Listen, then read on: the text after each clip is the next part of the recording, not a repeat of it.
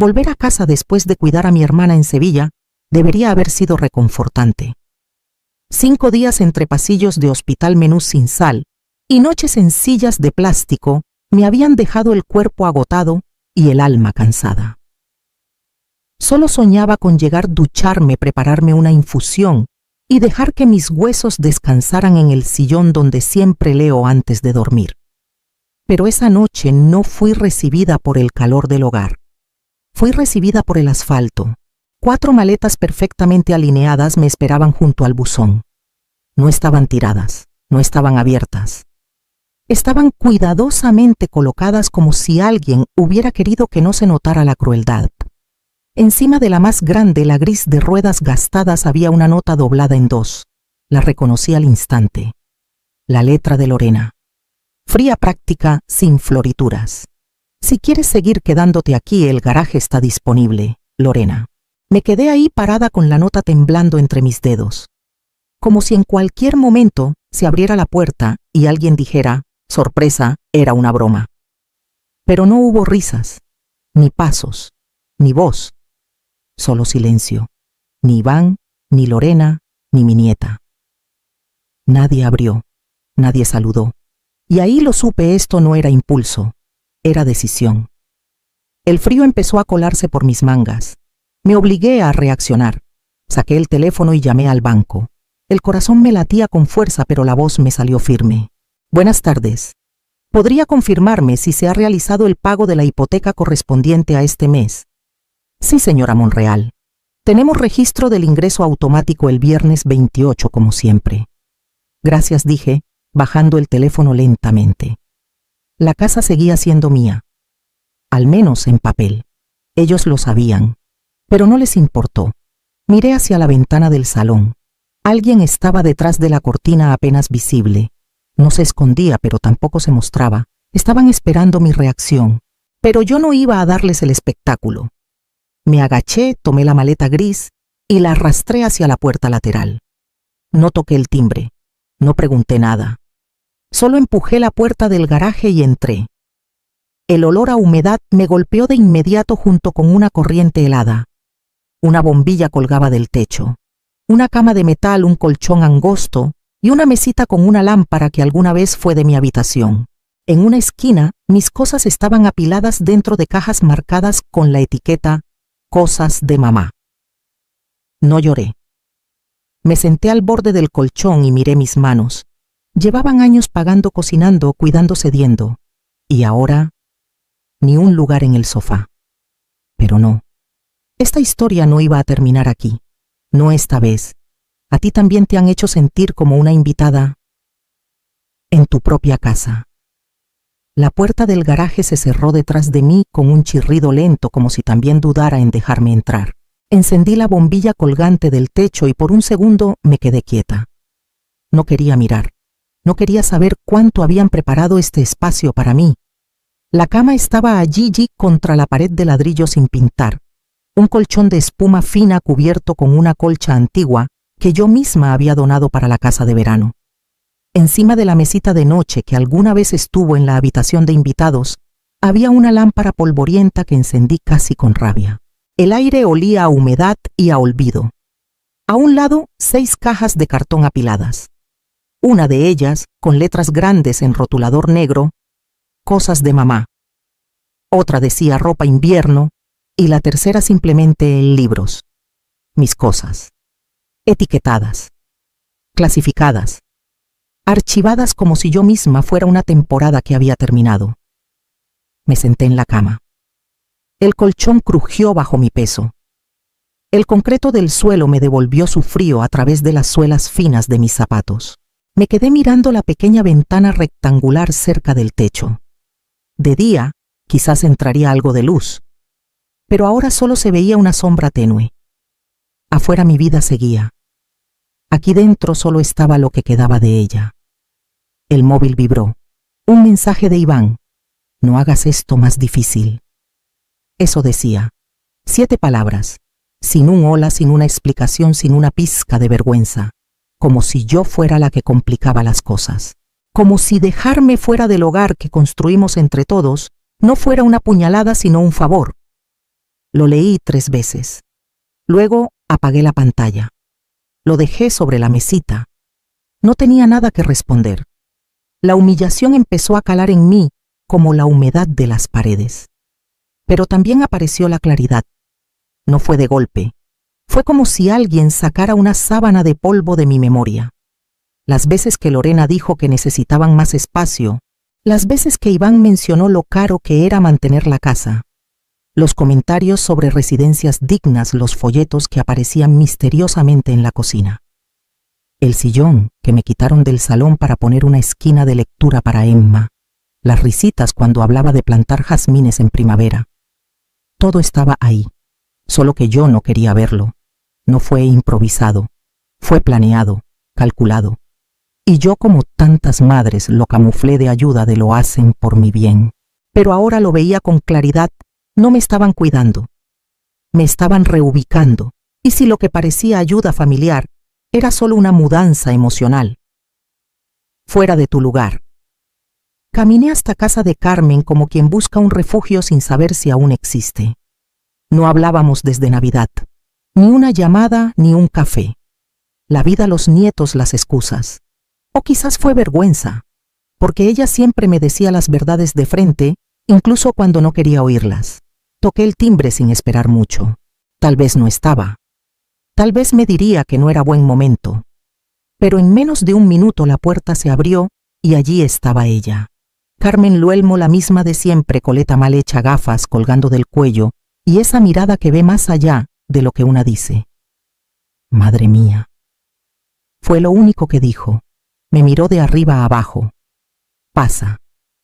El salón olía a tomillo y a bizcocho. El mismo olor que siempre tuvo cuando jugaban nuestros hijos en el suelo. Me senté en el sofá y por un momento no dije nada.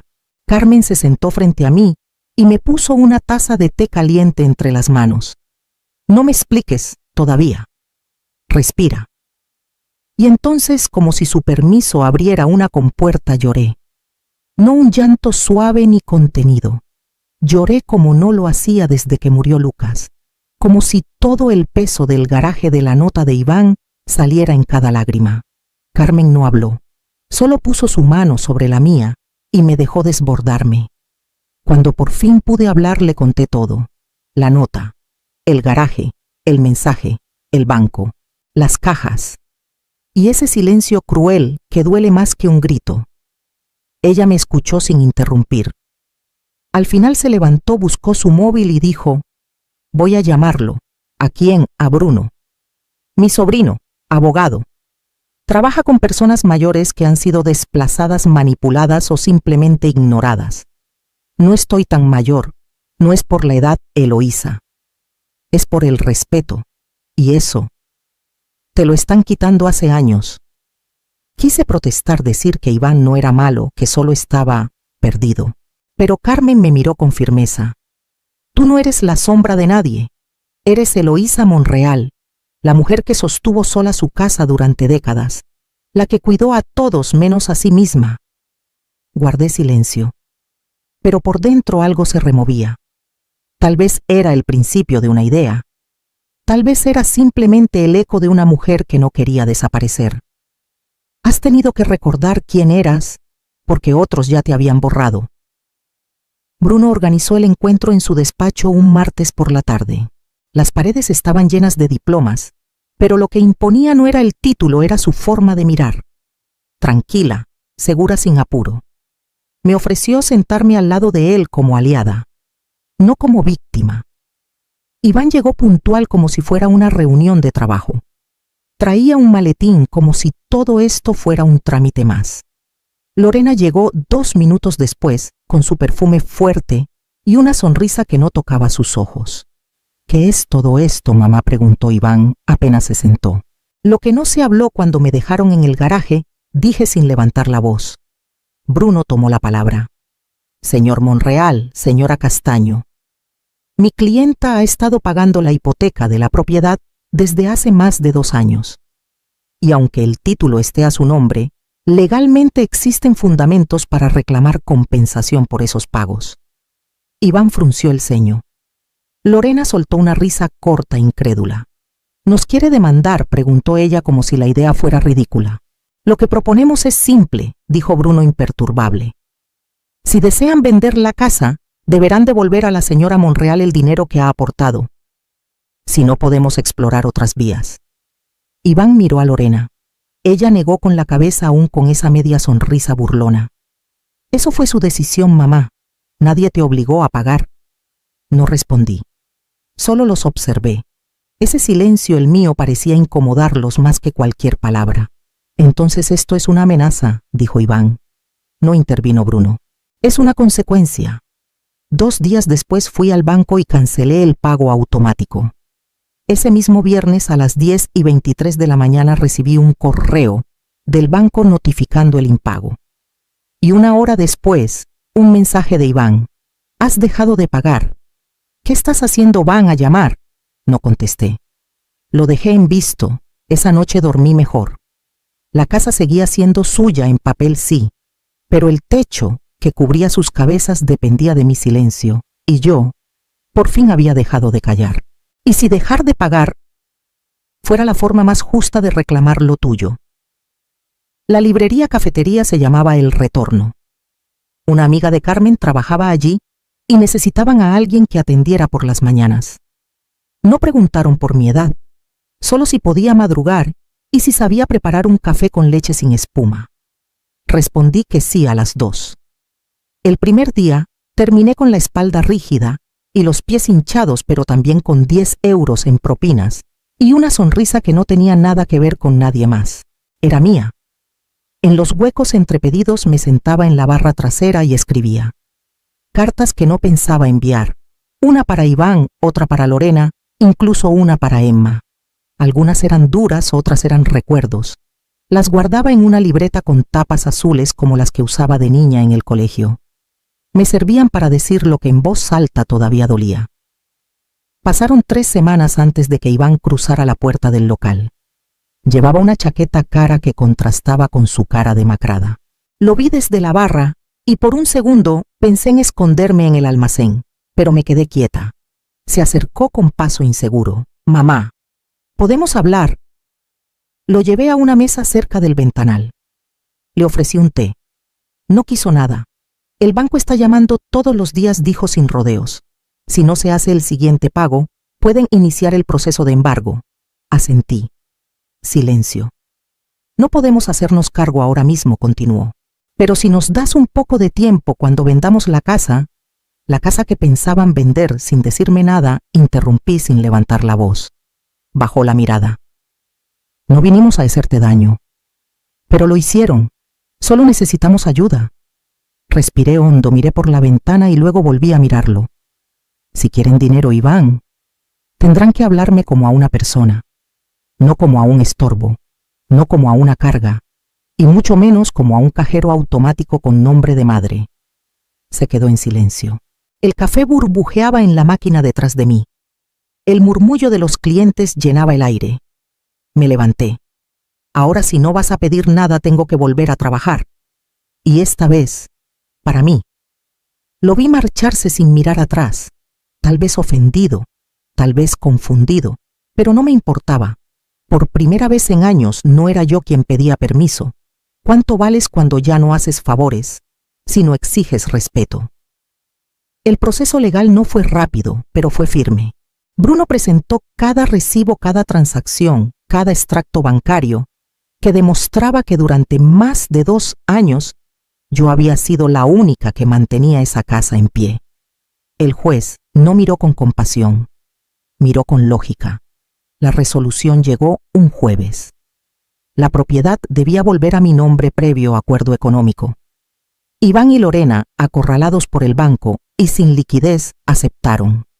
No hubo abrazos, no hubo disculpas, solo papeles firmados, un cruce de miradas y el eco seco de la puerta al cerrarse detrás de ellos. Volví a la casa un domingo por la mañana. Llevaba la copia nueva de la escritura, un juego de llaves recién hecho y una bolsita con tornillos bisagras y una cerradura nueva.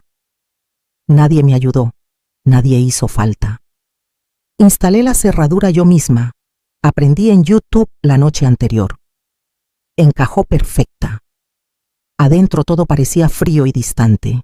Los muebles que habían elegido ellos, las paredes pintadas en tonos neutros, las fotos nuevas de una familia en la que yo ya no salía. No lloré, no sentí rabia, solo la certeza de que había vuelto. No como madre, no como viuda, como Eloísa. Saqué del bolso una caja pequeña, fotos viejas, cartas, el retrato de Lucas. Lo colgué en el pasillo justo donde él siempre decía que daba buena energía. Esa tarde regué las plantas secas del patio. Reacomodé los cojines del salón. Puse una vela en la repisa. Reemplacé el marco vacío por una foto de Emma y yo haciendo magdalenas. No puse música, no cociné nada especial. Solo respiré ese silencio nuevo. El que no pesa. El que ordena. No se trataba de recuperar la casa. Se trataba de recordar que yo también merecía un lugar donde existir sin permiso. ¿Qué se siente volver? No como madre ni viuda, sino como dueña de ti. Era un jueves cualquiera. Estaba plantando pensamientos violetas en el jardín delantero cuando escuché un coche detenerse en la acera. Me levanté despacio limpiándome las manos con el delantal. El sol de primavera caía tibio sobre mis hombros. Iván estaba allí parado al lado del coche. No llevaba traje ni ese aire de superioridad que lo había acompañado en las últimas visitas. Parecía normal, humano, cansado. ¿Tienes un minuto?, preguntó sin acercarse del todo. Asentí y le señalé el banco de piedra junto al seto de romero. Se sentó con torpeza, como si el cuerpo le pesara más de lo habitual. Emma pregunta por ti, dijo al fin. No entiende por qué ya no la ves. Dice que tú le enseñabas a pelar manzanas con la cáscara en espiral. Sonreí a pesar del nudo en la garganta. Claro que Emma no lo entendería. Ella no sabía de hipotecas, de notas crueles, de traiciones silenciosas. También, agregó Iván, Lorena está embarazada, de gemelos. Me tomó unos segundos responder. Felicidades. De corazón. Él bajó la mirada. No era una conversación para pedir perdón, lo sabía. Pero era un intento, un hilo débil que si no lo cuidaba también podía romperse. Solo quería que lo supieras, dijo. Y también, si Emma puede venir a verte un día de estos, le haría ilusión. Lo miré fijo. Lo que más deseaba en ese momento era abrazar a mi nieta, oír su risa, contarle un cuento. Pero también sabía lo que no podía permitir. Emma puede venir, respondí. Pero no como moneda de cambio, no como excusa. Si va a venir será porque su abuela tiene un lugar en su vida, no porque os convenga. Iván tragó saliva. Lo entiendo. Y otra cosa añadí. No elegí la casa, Iván. Elegí no desaparecer, porque eso es lo que habías hecho conmigo. Borrarme. Él asintió con los ojos clavados en los zapatos. No discutió. Tal vez por primera vez entendía el fondo de todo esto. O tal vez solo fingía, no importaba. Lo importante era que yo ya no fingía nada. Nos quedamos en silencio unos segundos más. Luego se levantó, me dio un apretón de hombros sin contacto visual y regresó al coche. Cuando se fue me senté en el banco que él acababa de dejar. Miré el jardín, las flores nuevas, las ventanas abiertas, el retrato de Lucas asomando desde el salón. Y pensé, ser abuela no significa permitir que te borren. Ser madre no significa sacrificarte hasta desaparecer. Y si perdonar no significa volver, sino trazar nuevos límites. Epílogo. La mujer que no tocó el timbre. La mesa estaba servida bajo las luces cálidas del patio justo al lado del limonero que Lucas y yo plantamos cuando Iván tenía 8 años. Carmen había traído manteles de lino color crema, esos que solo saca para ocasiones que valen la pena, como dijo con una sonrisa mientras colocaba las servilletas con esmero. Bruno llegó puntual con una botella de vino y una tarta de almendras que según él había hecho su madre, siguiendo una receta que nunca falla. Ana, mi jefa, en el retorno apareció con un ramo de flores silvestres y un abrazo fuerte del tipo que no se da todos los días. También vino Teresa, la vecina que cuida gatos callejeros y que por primera vez en años aceptó una invitación. No eran mi sangre, pero eran míos. La comida fue sencilla tortilla de patatas, pan recién horneado, aceitunas y risas sin compromiso. En algún momento, Carmen se puso de pie, levantó su copa y dijo: un brindis por Eloísa Monreal. Por la mujer que no esperó a que la inviten a su propia vida, sino que la abrió ella misma. Y por todas las que están cansadas de tocar el timbre sin que nadie escuche. Las copas chocaron y un silencio breve llenó el aire de esos que no incomodan, de esos que te permiten respirar más hondo. Yo levanté mi copa también. Miré alrededor. El jardín estaba floreciendo. Los cojines del salón ya no eran grises, sino de colores vivos. Las fotos en la repisa eran mías con Emma, con Carmen, con mi hermana en Sevilla. Lucas me miraba desde su retrato en el pasillo ese que colgué el día en que recuperé la casa. Y no sentí tristeza, sentí raíz, sentí hogar. Pensé en el garaje, en las cajas con cosas de mamá, en los mensajes de Iván, que sonaban más a obligación que a afecto. Pensé en cómo dolía que el amor no bastara, y en cómo pese a todo aquí estaba yo, entera. Esta vez dije con voz serena, no toqué el timbre. Esta vez abrí la puerta desde dentro. Carmen me apretó la mano. Teresa me guiñó un ojo. Ana brindó otra vez. La noche siguió entre historias, anécdotas, vino y postre. Y cuando todos se fueron, me quedé sola en el porche envuelta en el murmullo de la ciudad dormida. No sentí vacío, sentí amplitud. Miré hacia la puerta que por fin tenía una cerradura que yo elegí. Una alfombra que decía, bienvenida. Un buzón sin notas crueles. Y me dije en silencio como quien afirma su existencia.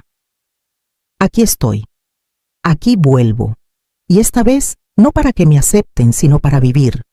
Alguna vez has sido echada de un espacio que tú misma construiste, y si hoy fuera el día de volver, con tu propio juego de llaves,